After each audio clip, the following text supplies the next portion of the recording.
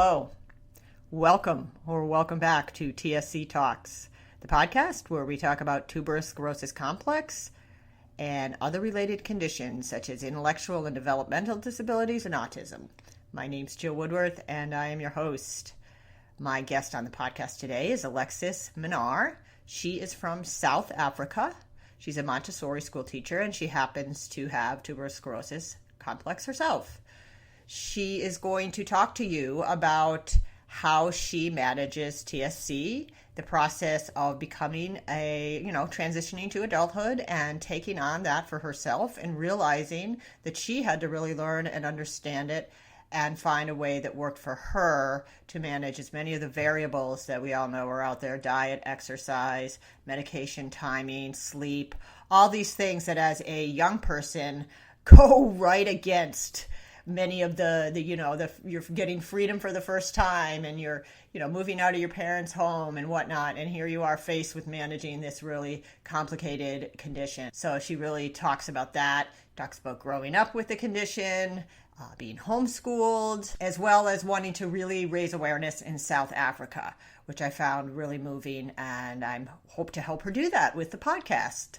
Also, she has a blog called Living with TSC, Never a Dull Moment, which will be shared in the show notes. So check that out. And I truly believe you'll hear more from this young woman. So without further ado, I'm going to say take it away, Alexis. But first, I would like to thank Nikki's Gardens of Hope for sponsoring this podcast. Nikki's Gardens of Hope is building permanent residences for adults with IDD and autism. They have a phenomenal plan and vision, combining a nonprofit with a for-profit. You can learn more about them at nikkisgardensofhope.com. So thanks, guys. Nikki's Gardens of Hope, and take it away, Alexis. Alexis, thanks for being on TSC Talks. Now you are I want you to just give me a little bit about your setting where you are and start out where, whatever point is best, if you want to start with diagnosis. I was looking, I think you said 9 months on your blog. Oh, yeah. So I'm from South Africa, and I'm currently living in the Gauteng province. Okay. And I was diagnosed with epilepsy at 9 months old. My mom noticed some irregularities while she was entertaining me, playing with me on the floor. But I was only officially diagnosed with TSC at 2.5. Because it was so new in 1994, nobody really knew what was going on or how to explain what was going on. So it took a few years before the doctors eventually said, oh, by the way, your child has tuberous sclerosis complex. This is how you can deal with it. And the epilepsy is actually a byproduct of that condition. Right. So, so you were diagnosed and, how did you come to understand the diagnosis as you've grown up? What's your experience? Wow, that's a large question. I know. But I can break it down. Okay, go ahead. It's okay. Well, I was fully aware that I had something wrong with me by the time I was 3. I would tell my mom that, my brain's going to shut down when I had a seizure because I couldn't explain it any other way. She used to tell me that my brain was having hiccups and that it just had to reboot like a computer, shut down and start back up again. So I've always been aware that something is there. But I only started asking questions at 9, where I said to my mom, okay, I know something's wrong. Please tell me exactly what is wrong, like what is this, so that I can explain it to my friends, because they're asking me questions like, why is your face so red, or why do you have bumps on your face, and why do you eat weird food, and why do you take medication, and your peers ask you all these questions when you can't answer. It's kind of awkward. So so I started asking these questions myself when I was 9. And slowly but surely and bit by bit, my mom started explaining it to me. She didn't give me too many serious details, but she would say, okay, you're epileptic, so you need your medicine to help your brain act normally. And the red things on your face are angiofibromas, and that's due to the TSC, but she didn't explain the process. It was just, due to TSC, and it left at that. And then when I was 18, I finally decided, you know what, I'm tired of relying on my mother to provide the information to people who ask, especially doctors. Sure. So, No, I know. yeah, it gets like tedious after a while. You know, you meet new people and they're like, "Oh my gosh, what's wrong with you?" And you go, "Mom, please explain." Yeah, that's got to be true, because I get that same, like I see my daughter, like I can visualize her looking over, and then I start in, and now she's starting to do it. But yeah, I can see why would you want to explain it? Yeah. So at 18, I started like sitting down and doing research and going, okay, this is what tuberous sclerosis is, and this is how it is formed. And I started going into the biology and the genetics and understanding a lot more. So my TSC is actually not inherited by my parents. It's a random mutation that took place. So I'm the oldest sibling, and only I have TSC. My two younger brothers do not have the condition. They're perfectly healthy, and that was also difficult to explain. You know, why are you sick, or why do you have a condition but your brothers don't? Yeah, so I kind of started getting into the swing of things. So you grew up feeling different, and not really knowing how to explain it. Oh yeah, that was a big thing. Yeah. So from there, you started to develop an interest in learning about it, like around age 18. Yeah. And what had been you had to have a lot of, and not to get into nitty gritty, but did you have to have a lot of procedures, or do you feel comfortable talking about that at all? You know, like what was working? Do you have good, give me a little bit of the medical part if you can fill in. Okay, well, I went for scans every 6 months to every year, depending on the scan. So I would go for an MRI, for example, every year, and then CT scans on my organs every year, and blood tests every 3 months or so to monitor the medication, because as you grow older, obviously you hit puberty and then your hormones freak out and it interrupts the medication, and so the epilepsy in turn kind of gets out of hand. So with regards to procedures, I've only had 2 facial surgeries on my angiofibromas. I tried to get rid of them. Shame. I was very self-conscious at like 14. I tried to get rid of them, and we had laser surgery done. And the first time it removed some of the pigment, but not the bumps. The first laser surgery, I think it was some sort of shock laser surgery type thing. Sounds fun. Yeah, yeah. 6 months. That was 6 months. That was quite tedious.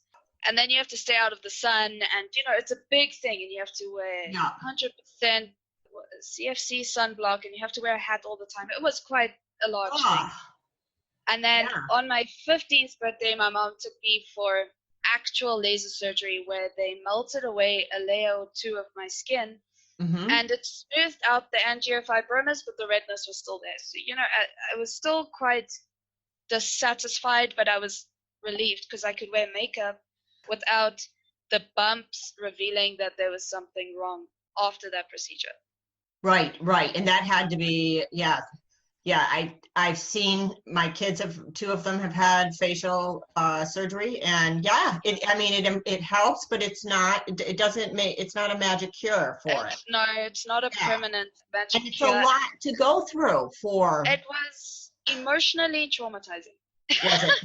Yeah, I felt that with my daughter. You're bringing this back. Like she was so excited that this was going to be gone, and she wakes up in the hospital and she's got the. It looks like a bomb has gone off in your face and you're recovering from. And I'm not over exaggerating. That is honestly how I felt. And my father, shame, I love him dearly, but his coping mechanism is to employ humor to make the situation better. And I had gauze all over my face, covering my lips, and everything hurt.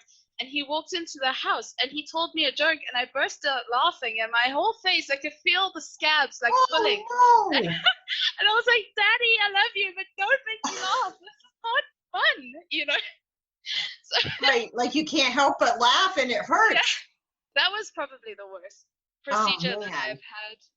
And, I have younger brothers and younger cousins, and as supportive as they were at the time, they're brutally honest. So my youngest cousin came in the one day and she went, "Oh my gosh, Alex, you're so ugly." And she was like 7 at that time. Oh my gosh. I know, like just tough. So yeah, shame. So yeah, I have a best friend.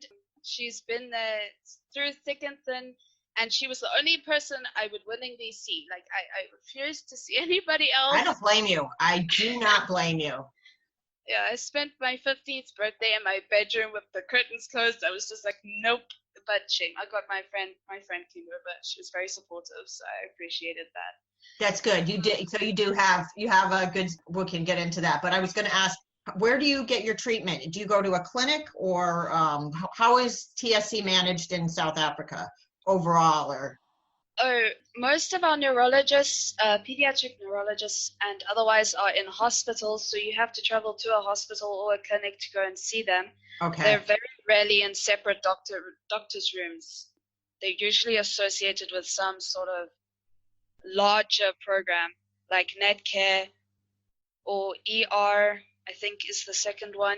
So you have to travel to a designated hospital to say, okay, Dr. Aduk is at Sunny Hill Hospital, which is quite a drive, but it's worth it at the end of the day. Oh yeah, I'm sure. Now, how long of a drive? Just so I get a sense.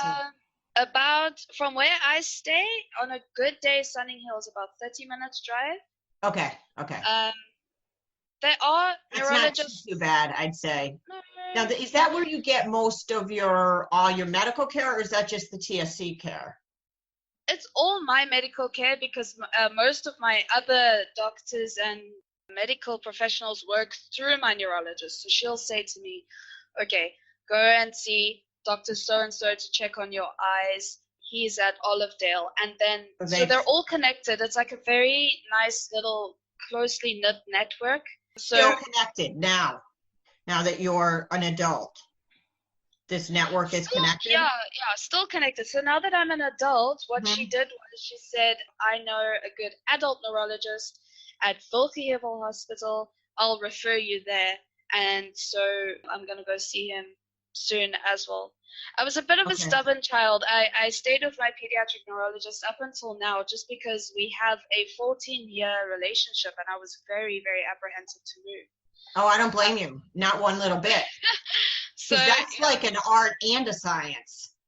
Yeah, exactly. And she's helped me through almost everything that I've gone through. So when I turned 18 and she said, okay, it might be better for you to go to an adult neurologist, I did try, but the person I went to told me, oh, you're not having seizures, you're having panic attacks, and this is why.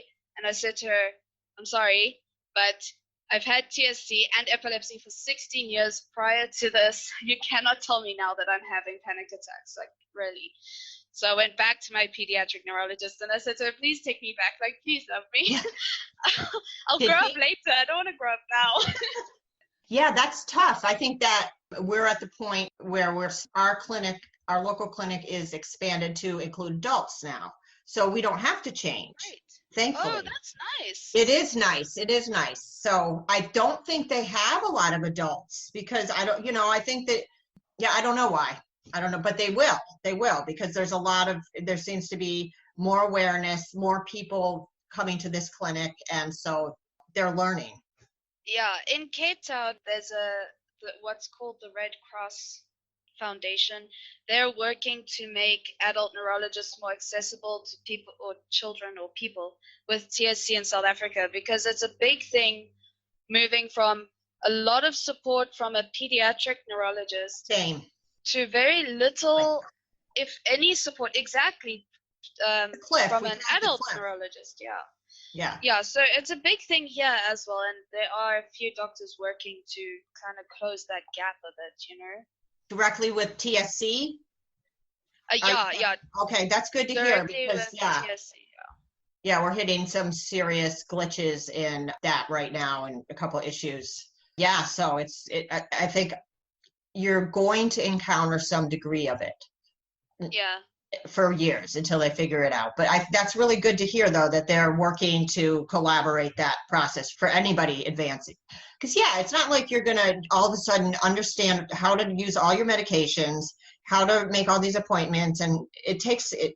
I don't think I realized what I had learned until like I had to teach it to somebody. Yeah. So are you?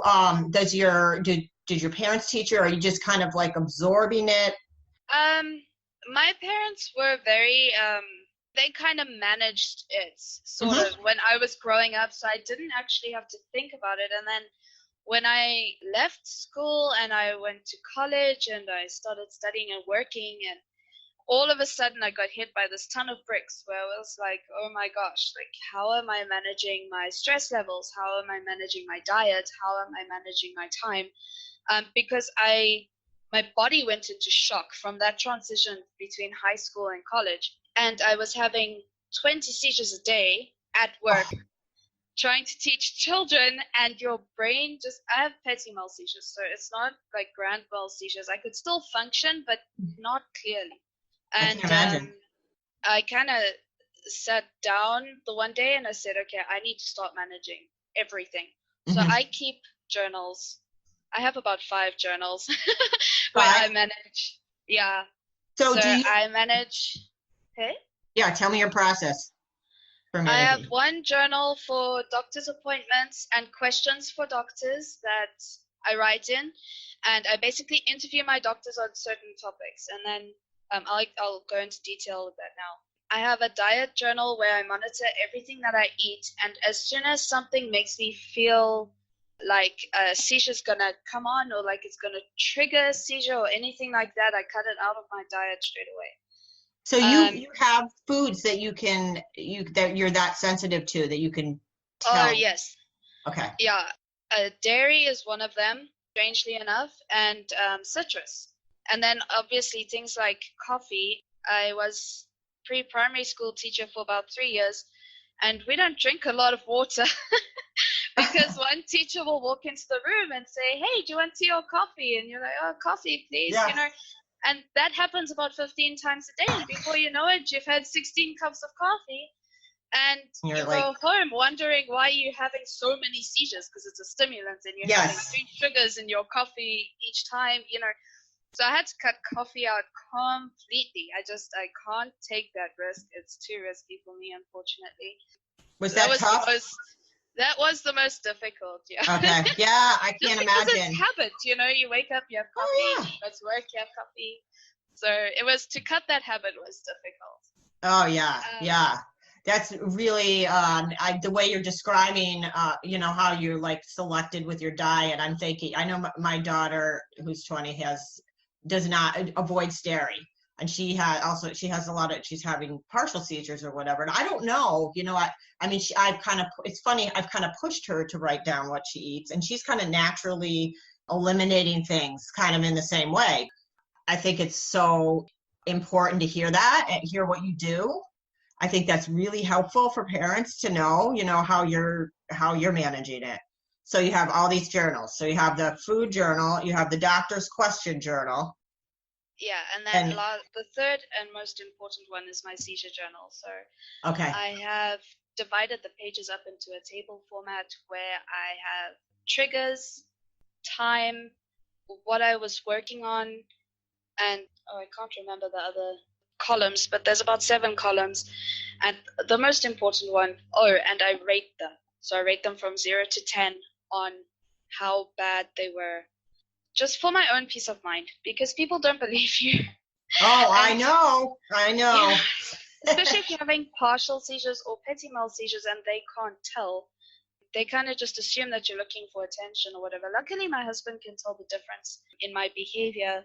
So when I have a seizure and when I don't have a seizure, which is helpful because then he'll stop whatever he's doing, just keep his eye on me, make sure I don't do anything silly, and then, carry on with what he was doing.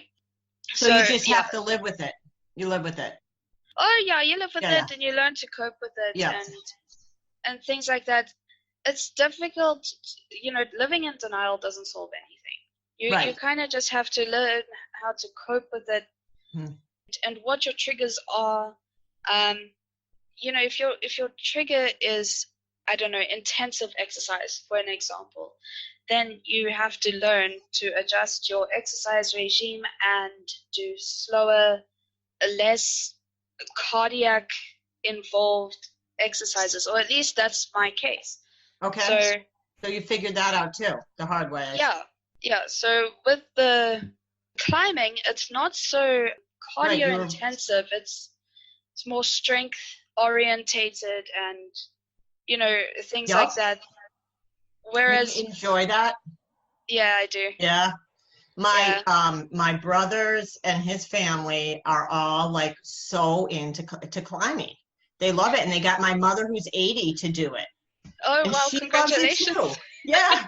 It's just, I'm really glad to hear about that. And I think my daughter tried it when she was visiting them. Yeah, it's a lot of fun. Kind of like in between, so you're not all, stressing the heart as much, but you're using, a lot of different muscles, and yes, so you're getting a lot of other benefits. And yes, absolutely. So it's things like that where I had to say to myself, okay, you can't run. I cannot do the running thing. Like, I know it works and I know everyone's very happy, but that it stimulates me a little bit too much. So everybody has to do the same thing, when I stop, then my brain kind of freaks out and it goes, what are you doing? You need to stop this. And I go into this little mini seizure because I've overdone it or I've pushed myself too far. Wow. So I have to do things like push-ups or sit-ups or, other exercises. Well, you got to find out what works for you. And I think that it's, important that you didn't just like give up. You tried something else, because it's just not fun to. There's always an alternative. Yeah, there is. So that's helpful. Like, I don't really agree with the whole, if it doesn't work for me, I must eliminate it completely type of mindset. If it doesn't work for you, then you find an alternative and you try the alternative. So going back to the coffee thing, instead of drinking coffee, then I'll drink green tea with lemon or Earl Grey tea with cream or whatever, okay, not cream, but, an alternative. So I still get that drink in winter and I still get to feel warm and fuzzy, and that's fine, but it's just not something else. So you have to make those sacrifices that a lot of people at your age and a lot of people in general don't necessarily have to. Yeah, that's true. It takes some maturity too, because not everybody is able to make that kind of a choice, and to keep themselves stable. Now, I've seen two of my kids be able to get to the point where they can make that choice, and they're able to say, oh yeah, I don't want to do that again, because I remember I had a seizure. So I really have watched my own kids like how to make choices that I wasn't mature enough to make at their age. So I'm like, good for you. I don't know whether you even want to hear that, but. No, thank you. I appreciate that, because sometimes, I was trying to explain to my high school class the other day that when you become an adult, peer pressure doesn't just disappear. So like you say, I have friends who enjoy drinking, and that's fine. They can enjoy drinking. They find it exceptionally strange that I don't drink though. And then, they get to a point where they're like, oh, Alex, just one shot, or Alex, just one sip. And you kind of like, no, I don't, I'd rather not take that risk. Right. I prefer being sound of mind in all areas, not just like seizure wise. I respect that completely. I think that well, it's just another sacrifice that I've had to make, another chance that I'm not willing to take. Right. Unfortunately. But I do drink a lot of milkshakes when I go out with them, so that's also probably not a good thing. But that's my alternative, is then to, if you're gonna have a Don Pedro, I'm gonna have a milkshake, and then we're even. Absolutely. Everybody's got to have their pressure relief valve, and whatever. I don't want to say self-destructive, because it's not really. I just like comfort or whatever. Yeah. It's dopamine rush, whatever gives it to us. I think that trying to not, have a way to do that would be tough.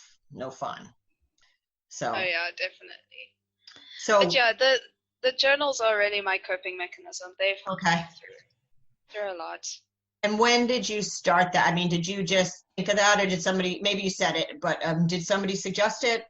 No, it started with me wanting to interview my doctor And so I wrote out an interview inside the journal that I take to doctor's appointments, and asked her a whole bunch of questions. Like at one point I was worried that I was schizophrenic and then she had to like explain that you're either schizophrenic or you're not. Because when I have seizures, my imagination goes wild, and I was worried that I become schizophrenic when I have a seizure. And I know it sounds silly, but when you're No, it really doesn't. No. So it started with the one journal, and then when I started working and I was having 20 seizures a day, that started another journal. I was like, okay, I need to keep track of this, because every time I have a seizure, I'm putting myself and the children I'm teaching in a certain amount of danger. Especially if you're teaching babies.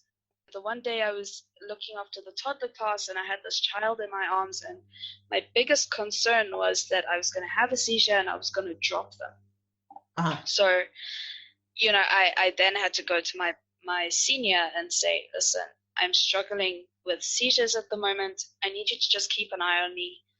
Maybe putting me in charge of the toddler class this week is not a good idea. Do you mind if I substitute with another teacher? And just make them aware that, things are not that hard. That was difficult, yeah. Yeah, because then I would think like they might not think I'm as reliable, or it might make them nervous.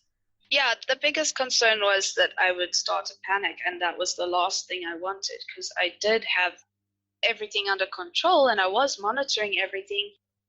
Yeah, that was one of the most difficult things for me was, are you going to change your perspective of me? Are you going to think I'm less professional or less of a teacher, or that I'm not coping with my work? Or, it was really about, what are you going to think of me? And there were consequences to that, unfortunately, where my internship was cut shortly after that. But it's okay, because it was just an internship, and I did get a job after that. And then I was very straightforward, like in the job interview. I was okay. Yeah, let's set it from the beginning. Absolutely, yeah. Yeah, so it was just one of those situations where it was a learning curve, and you adapt and you let people know from the get-go that this is the situation, and I am capable of working. Just, if I faint, do something. Right. It doesn't have to mean that I'm not, this is just some thing I have, like you have whatever, you go to the bathroom for 10 hours or whatever, kind of detoxifying it. Because, I know my son had a really he's a big guy. He had a seizure at school, at the high school where he goes to school. And since then, he doesn't have a lot of seizures. They are hyper vigilant. I'm like, he's not going to I can't be on call 24/7 because it's just not possible. And most likely, we try to, as like eliminate as many variables of risk as possible. But I have noticed that they're much more protective of him. And it's kind of a catch-22 then, because he's has some cognitive challenges. So here he's trying to be able to do these things that I know he can do by himself, but he's got to have somebody with him because of the seizure. Yeah. So I can't imagine, in a work setting, I can see why it would be tough to experience that. But it sounds like you turned it into, okay, I'm going to put this out there first and I'll be able to know right away. Yeah, I feel like it's better that way. It's better to be, rejected up front. Sorry, we don't want to deal with this right now. You're not going to get the job. Mm-hmm. Then to work for them for 3 months and then get told, oh, sorry, we can't put up with this. So yeah, I prefer the upfront, straightforward method. Yeah, right. And then you're not living in, fear of when are they going to find out. And that's interesting to hear your perspective on that. That's got to be tough. So what's your degree in, and how was your education overall? Did you get any accommodations, or was there? From pre-primary school, I was in a Montessori school. Okay. And that worked surprisingly well, especially for my cognitive learning. I managed to read and write, and from quite an early age, not that I'm trying to toot my own horn, but it was the Montessori method uses a lot of repetition.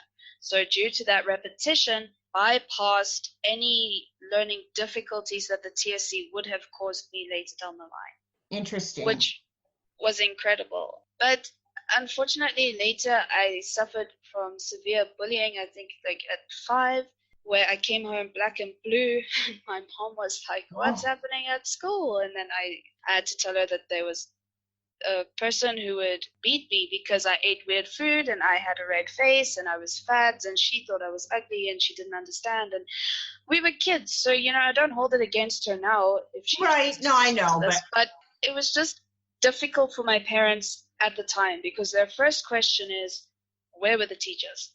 And then you have to say, well, you go and you tell a teacher and they tell you to stop tattletaling. And because you're 5, you do as you're told. So it was one of those situations. Right. My father had to explain to me that, there's a difference between tattletaling because somebody colored in on your page and telling a teacher that something is wrong because you're being hit. Yeah. So he had to explain that to me. And then later, my mom looked for schools, but unfortunately she didn't find one she was happy with or one that would accommodate me. So she homeschooled me and my brothers. That was incredible. My schooling experience from that point forward has been amazing. I mean, it doesn't protect you from bullying, and there are people that bully you, even if they are homeschoolers and they have their own issues. But I had lots of friends, and I learned conflict resolution, and we went on field trips, and we read a lot. I mean, my family and I read a lot. Oh, yeah. So that was where my learning came from, was you got a novel and then you study the history and the geography in the novel, and then you do maths and writing and reading, and it was fantastic. So I homeschooled till matric, and then I went to Montessori College. So do you have to pass like a standardized test in order, I assume, to move to the next level? Yes. So in South Africa, our Department of Education, sorry, I'm trying to think of how to explain this. You go through a department, all homeschoolers go through a department where they say to you, okay, you're allowed to study at home, but you have to write these standardized exams at these locations. And if you don't pass, you don't matriculate. But if you pass, then you get a national matric certificate, and it is valid. Interesting. Yeah. So it was interesting. At one point, we were worried about the whole matric thing. And then your mom figured that out? Yeah, she did. The government started accommodating homeschoolers because of the Pestalozzi Trust. They're a law firm who started giving homeschoolers the right to write a matriculation examination. And so thanks to them, a lot of us managed to matriculate on time according to the standards and all of that. Right, sort of. right. Yeah. So great. So then you got that, and then you were able to go on to college, yeah. So I went to Montessori College, and I got a Montessori diploma and started working. So you're teaching then in the Montessori system? I was, yeah. Unfortunately, I had to resign a few years ago because my epilepsy just wasn't stabilizing. Frustrating. So I said to my boss, thank you, but I need to just stabilize my condition and then I'll get back to you. And so I started working at a high school instead. And because you can communicate with the children and they can communicate with you, it was less stressful. So when you're teaching toddlers and they're crying, they can't tell you what they want because they haven't developed their language skills yet. But if you're in high school and they're having an argument, you can sit them down and say, okay, what is the issue and how can I help? So that helped a lot. So at the moment, I'm teaching high school, but I'm studying a second degree in English and geography. Oh, wow. Wow. Yeah. So you enjoy learning, and do you like teaching? Oh, yes, I do. You do? No, I love it. Yeah. It's awesome. That's great. I'd like to hear people that have found their passion, or at least, somewhat of their passion in an employment situation too. Yeah. So, wow, that's really great. So you've had some challenges with the seizures interfering with your work in some ways. you've Yes. really persevered and found a lot of kind of like going this way, but you went that way. That's Yeah, great. yeah, you have to do that a lot, unfortunately. That's part of Um, the sitch with TSC. yeah, Just to keep your, I know it beats you down. I think I see it kind of beats you down, especially when you get older and it's harder to, well, I think depending on your level of cognitive effect or whatever, to navigate this stuff yourself. So I think that you're doing a really good job. thank you. Yeah, I mean, just, yeah, so I'm impressed. And not that I think that TSC is just so variable that you can be, it's just like any human being. It's just this, like everything is more intense in some ways. Yeah, it is. It feels like you're constantly living on the edge, or on a roller coaster. When I was in matric, I used to tell my mom that I feel like I'm on a train that's just going way too fast, and there's nothing that I can do to slow it down, because you're constantly worried about. Take something simple, for example. With my medication, I have to take it at 7 o'clock in the morning and 7 o'clock at night. If I take it at 7 o'clock in the morning and 10 o'clock at night, my epilepsy is out of balance because those doses only last 12 hours. And as soon as you go 3 hours over your 12-hour time frame, it affects your cognitive levels, it affects your sleep patterns, it affects your fatigue. It affects so much. So I have alarms that tell me, okay, you Uh-huh. need to take your medication now. That's how Yeah. you time managed that. Yeah, because life gets busy. You're working, you're studying, you're socializing, you're married, and Yeah. time gets away from you. And You before think? you know it, it's before you know it, it's 11 o'clock, and you go, oh my gosh, I forgot to take my medication. Let me Right. take it now quickly, and then you've just jumbled up your whole body system.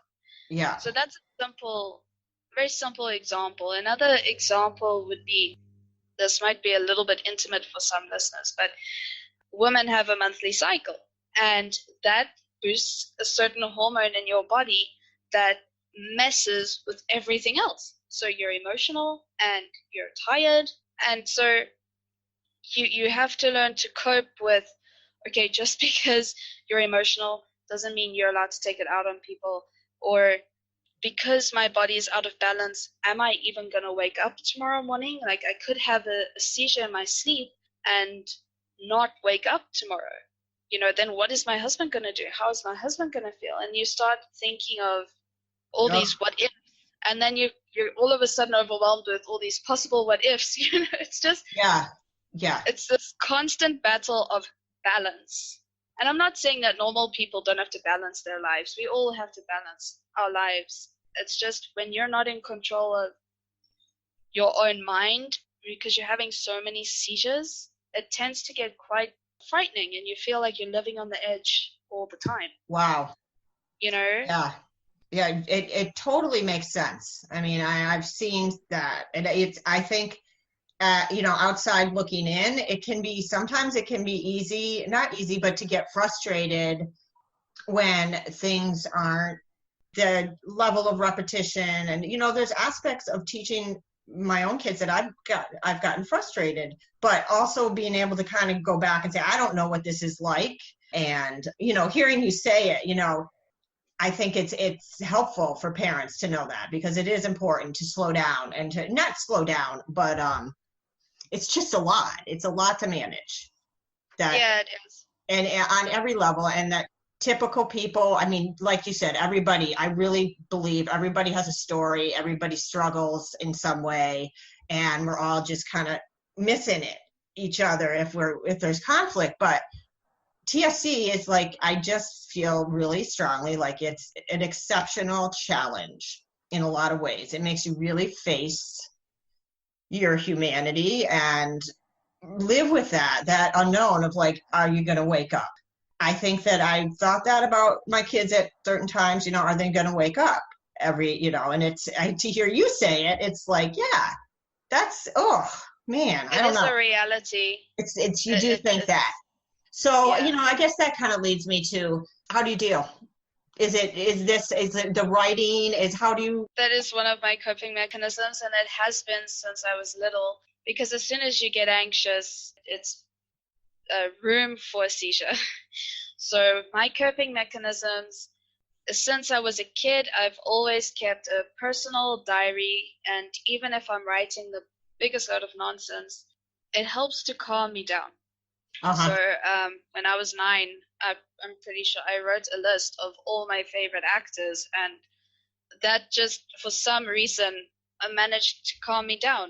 And my father thought it was hilarious because I had David Hasselhoff on there, and he was like, he's old, right? And I'm like 9 going, well, he's Knight Rider, so he's on my list, It was just one of those like childish situations where your dad teases you because you like David Hasselhoff.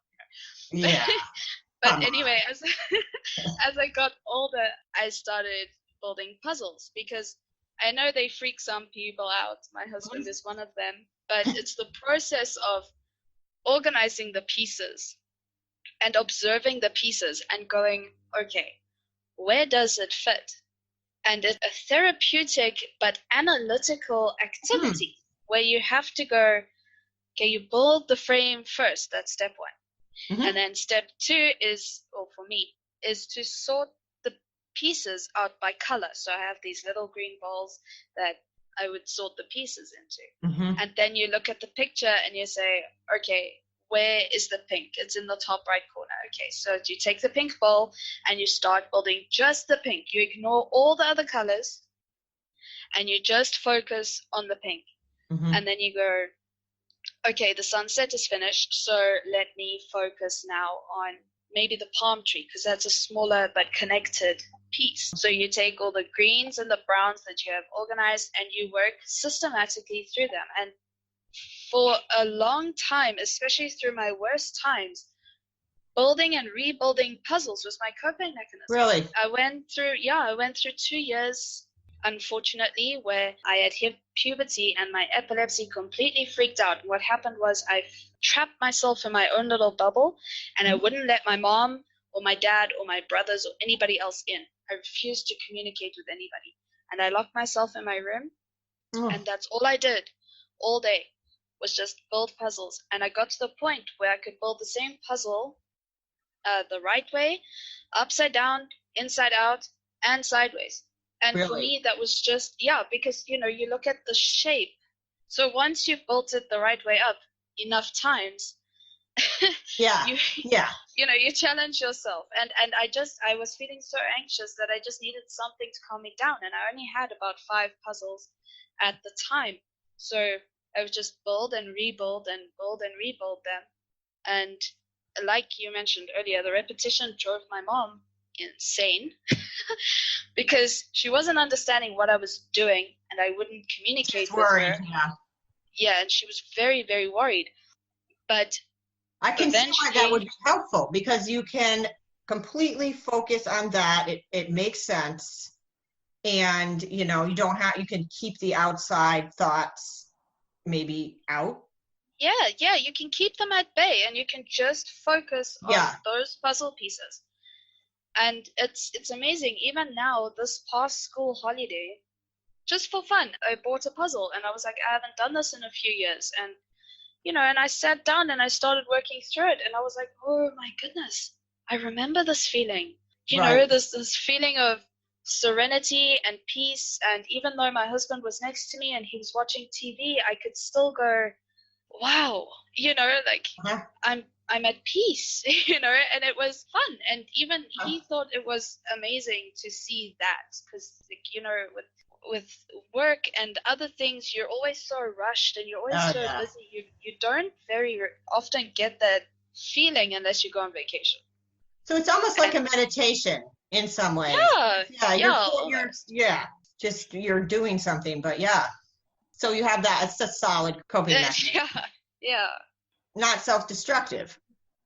And working your brain. So So. And I do believe that obviously, as we said earlier, everybody else will have their different coping mechanisms. But for me, if it doesn't help me release my thoughts or process my thoughts in some way, it's useless. So with the writing, with the blog, for example, if something happens, like I don't know if you read the recent one with my leg. Yes. I thought, oh man, I'm a runner, and I had a shin fracture like a few years ago, and I couldn't run for like 6 months, and it was awful, but I just had to do something else. Exactly. So that hindrance is frustrating me because I can barely walk properly. I feel like a like waddle from side to side. So I'm so sorry. Writing that, it's okay. Writing that and going, oh, the irony, it just helped me to process what had happened. A lot of writing, yeah. And, like, this is not a permanent hindrance, thank goodness, but this is something you can learn from. And I just had to expel that emotion because otherwise it just kind of builds up, and I get exceptionally frustrated. Oh, I hear you. Yeah. I don't have a TSC, but I do get that. Yeah, you've got to process it. You've got to.